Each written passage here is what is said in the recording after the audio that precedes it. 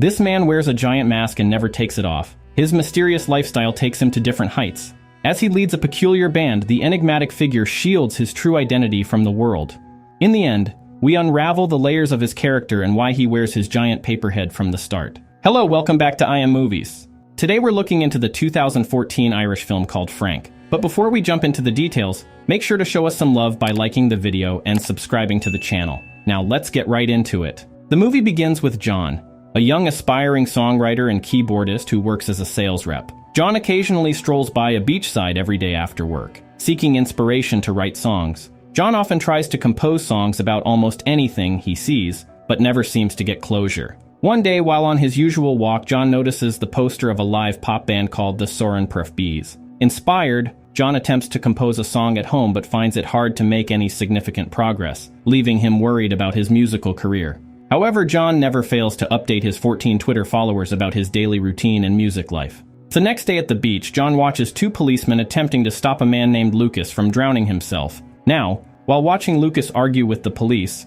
a man named Don approaches John and begins to reveal what led to Lucas's breakdown, stating that Lucas got into a fight with another band member named Clara during a radio session. At this point, John recognizes the band as the Sorenprobes, telling Don that he had seen their poster the previous day. Subsequently, Don, the manager of the band, goes on to reveal that Lucas is their keyboardist, and John tells him that he's a keyboardist too. On hearing this, Don invites John to perform with them in place of Lucas. Later that night, John performs with the band, which includes the Sorenprobes drummer Nana, synthesizer and theremin player Clara, guitarist Barack, and the lead vocalist Frank, who always wears a fake head.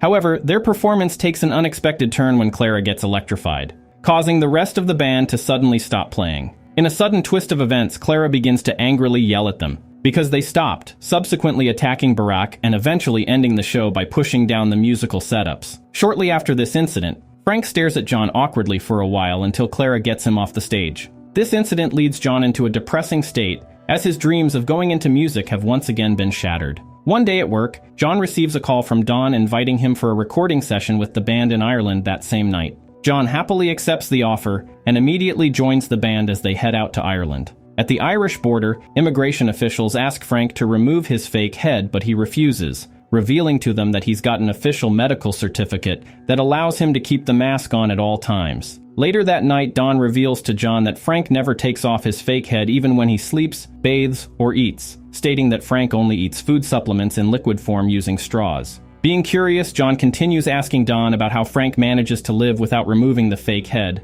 but Don tells him to accept Frank's weirdness just the way he is, stating Frank is still sane compared to himself. John laughs this off as a joke, but Don gives John a shocking revelation, stating that he spent most of his life in a psychiatric institution due to a mental condition that makes him sexually attracted to mannequins. The next day, the band eventually arrives at a remote cabin in Vetno, Ireland, which Don refers to as their new home. Shortly after their arrival, Don shows everyone to their respective quarters. With the look of things, John begins to suspect that they'll be staying longer than he expected, so he asks Don how long they'll be staying in Ireland, stating that he only took a few days off from work. However, Don tells him that they'll be staying till they complete their debut album, leaving John in shock. The following day, the band begins the recording process for their album, experimenting with various sounds from swooshing noises to water splashes. However, members of the band, especially Barack and Nana, don't seem to like John, despite his effort to make friends with them. Regardless, John continues to put out words on his Twitter page, talking about his newfound life with the band and how Frank is trying to get the best out of them during each recording session. One night, Don runs towards a lake close to the cabin in an attempt to commit suicide, and Frank chases after him, calling the attention of the others to help stop Don from jumping into the lake. Shortly after, Clara skillfully throws a log of wood at Don, knocking him out cold. Later that night, Frank and John begin to bond as they talk about Don's mental struggles. Driven by curiosity, John decides to ask Frank why he wears the head. Although Frank doesn't provide a concrete reason, he tells John that he finds normal faces weird, and they both laugh about it. Shortly after, Clara walks in on them, and out of curiosity asks Frank if he's been talking to the keyboardist all night, referring to John. However, John corrects her perception, stating that he is not only a keyboardist but also a songwriter. Intrigued, Clara and Frank insist that John sing one of his songs for them as Barack and Nana join them.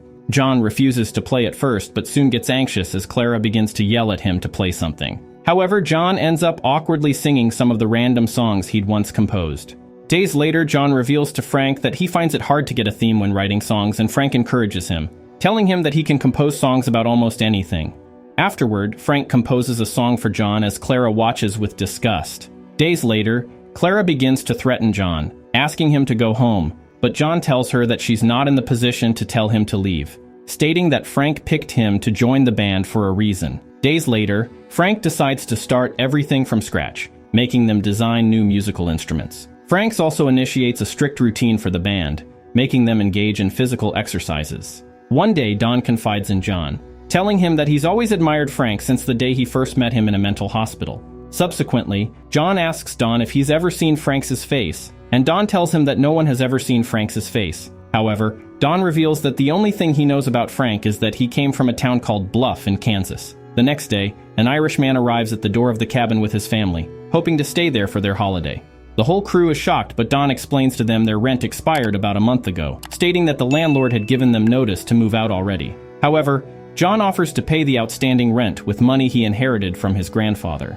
In an attempt to convince the family to leave, Frank takes the man's wife outside, plays with her for a while, and subsequently manages to convince them to leave as they all watch in shock. Many months later, John updates his now 1,609 followers, telling them that the band has been working on new music for 14 hours every day for the past 11 months, stating that they've spent all their money and have started rationing food. Regardless, John feels that he's beginning to get inspiration from the hardship, stating that he's found his own mental hospital that pushes him to his furthest corners. One day, John tells Frank that he's written a new song and soon begins to play it for Frank and Clara. Although the song sounds awkward, Frank praises John for it, saying it's awesome. The next day, they begin to record, and John soon finds out that none of his songs is included in the album. After several days, they finally finish recording the album and later celebrate it with bottles of beer. The next morning, John is horrified to discover Frank's corpse hanging from a tree. The rest of the band rushes to save him, only to realize upon removing the mask that it is Don. After this revelation, the band cremates Don's body by the lakeside. During Frank's speech, he praises Don as the best keyboard player they've ever heard, leaving John in shock. It is at this moment that Clara reveals to John that Don was the band's first keyboard player, followed by Lucas before him. The next morning, Frank collects Don's ash and puts it in one of his supplement cans. Shortly after that, John receives a message from a fan on Twitter, asking him to bring his band to perform at a music festival in America. John tells the band about it, revealing that he's been posting videos about them online. With this, Clara accuses John of spying on them, but John convinces them that the gig they just got invited to is slated to take place in a very prestigious place in Texas called South by Southwest. Despite Clara's reluctance, Frank agrees to do it as soon as he realizes that 23,751 people have watched them on John's YouTube channel. Later that night, Clara confronts John, who's now soaking in a hot tub, asking him why he's decided to fill Frank's head with his bullshit ideas, but John pretends not to hear her, stating that the bubbles from his bath are louder than her voice. Soon, they both engage in a heated argument, as Clara asks John to leave Frank alone, showing her disapproval of his growing influence on Frank's life. However, the argument ends with the two having sex in the bathtub. Wait, what? That's the way to end an argument. Shortly after the affair, John curiously asks Clara what Frank looks like, asking her if they had a bad experience in the mental hospital. Intrigued to hear this, Clara reveals to John that she hasn't seen his face and that she was not in a mental hospital with Frank as he had assumed. However, Clara warns John not to screw things up in America, threatening to stab him if he does. The next day, the band leaves for Texas. On their way, Frank decides to stop in the desert to spread Don's ash, stating that Don had once told him that the desert is his favorite place to be. However, Clara soon reveals to Frank that the content of the container is not Don's ash but his supplements. Days later, the band arrives at the festival and encounters two young ladies who generously provide them with tags for the event. Later in the day, they all eat lunch together, and during their conversation, the girls bluntly reveal that the band is not as popular as they believe. The girls explain that they would need at least 500,000 views to garner a substantial audience. Upon hearing this disheartening news, Frank experiences a mental breakdown.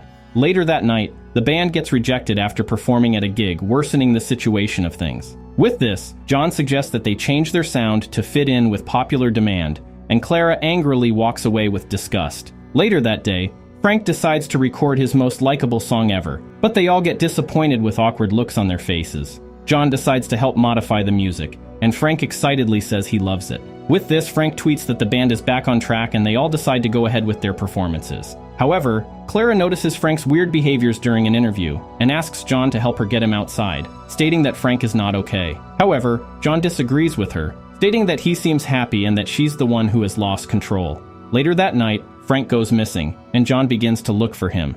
After a while, John finds him with Clara, who is trying to help him get through a mental breakdown. However, John thinks Clara is trying to manipulate Frank, so he begins to convince Frank not to listen to her. Shortly after, Frank decides to go with John, but Clara pulls out a pocket knife and stabs John in the leg, fulfilling her threat. However, Clara later gets arrested for it, and John uses the scandal to build publicity for the band, reaching 5,882 followers. The next day, Nana accuses John of getting rid of Clara for his selfish gains, stating that she and Barack have decided to quit the band because they can't play without Clara. John tries to convince them to stay, showing them that they've now got over 700,000 people watching their videos, but they still leave. However, Frank and John decide to go on stage by themselves, but Frank begins to get nervous. A few minutes before the performance, Frank changes into a funny costume and soon gets on stage despite his deteriorating mental health. However, while on stage, John makes the whole performance about himself, singing one of his awkward songs, which is not even in the album. Seeing this, Frank has a breakdown and collapses on stage, stating that the music is bad. Later, John and Frank move into a cheap motel together, and John begins to get angry towards Frank's lack of concern, after telling him that they can no longer afford their motel bills. Shortly after, John attempts to forcibly remove Frank's fake head to see his real face, but Frank runs away, but soon gets hit by a car. Seeing this, John rushes over to check on him, but only finds the smashed fake head. Shortly after, John also gets hit by a car and subsequently ends up in a hospital. Days later, John visits a bar where he finds Clara, Nana, and Barack performing and later apologizes to them for selfishly trying to take control of the band. Afterward, John begins to look for Frank, and after many failed attempts, John finally gets a lead from one of his followers pointing him to Bluff, Kansas. John finally finds Frank living with his parents without the fake head. Frank's parents explain to John that Frank has been living with the fake head as a child, after his father made him one, for an alleged costume party, revealing that despite his mental illness, Frank has been musically talented right from his childhood. At this point, Frank reveals to John that he's not been able to make music since the band fell apart. Afterwards, John takes Frank to watch Clara and the rest of the band perform, and Frank subsequently ends up performing a heartwarming song with tears in his eyes. With the original Soren Perps band restored, John leaves the bar alone. What captivated me most about this film was how Frank maintained a disarmingly honest essence beneath those puppet-headed antics. So for me, Frank remains a unique and offbeat film that stands out for its eccentricity and originality. And the movie ends here. If you'd like to see us recap any other movies or topics you have in mind, just drop a comment and let us know. And don't forget to hit the like button, share this recap, and subscribe to stay updated for the next one. Until next time.